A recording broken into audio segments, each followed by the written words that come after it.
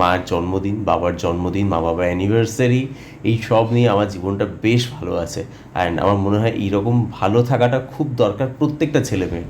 ঠিক আছে, যারা বাবা মাকে অ্যাভয়েড করে বেরিয়ে যাচ্ছ তাদেরকেও বলছি প্লিজ এদিকে ফিরে এসো।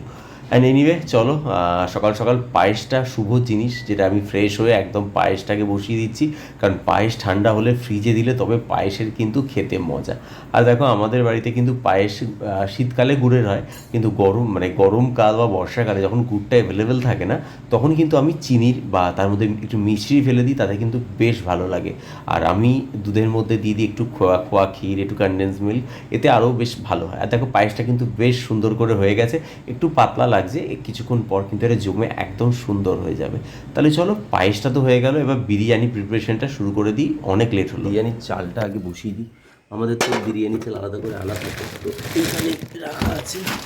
সো বিরিয়ানির চালটা আগে বসিয়ে দিই মানে ভিজিয়ে দিই, মানে এই চালটা আগে থেকে না ভিজিয়ে রাখলে না সুন্দর সরু সরু ভাত হয় না, আগে থেকে একটু ভিজিয়ে রাখলে ভালো ভাত হয়। তো 1 কেজি মতো চাল নিয়ে নিয়েছি, আই থিঙ্ক আমাদের হয়ে যাবে, সবাই আমরা 5 জন, তো হয়ে যাবে। আমি, ভাই আছে, মা বাবা, দিদা আর আরেকটা ভাই আছে, তো সবাই মিলে হয়ে যাবে চালে। এখন চলো একটা ডাব খাই, সকালে খালি পেটে ডাব খাওয়াটা খুব দরকার।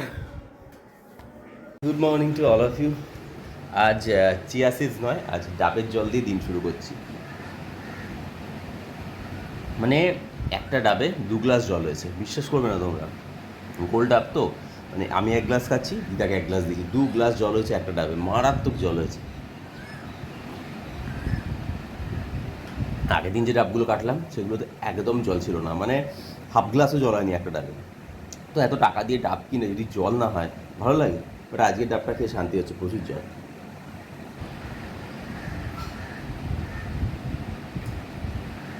সকাল সকাল খালি পেটে ডাবের জল খাওয়া খুব ভালো, লিভারের জন্য ভালো, কিডনির জন্য ভালো, তোমার হজম শক্তি যাদের দুর্বল তাদের জন্য ভীষণ ভালো। তো ডাবটা খাবে তোমরা যারা পারছো।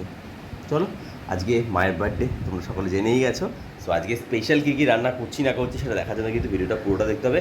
আজকে জিমে যাচ্ছি না, সো আজকে পুরোই রান্নাবান্না করবো। তাহলে চলো, কথা না বাড়ি আজকে যাই। আর প্লিজ আজকে ভিডিওটা কিন্তু স্ক্রিপ্ট করবে না, পুরোটা দেখবে, কারণ মায়ের বার্থডে স্পেশাল।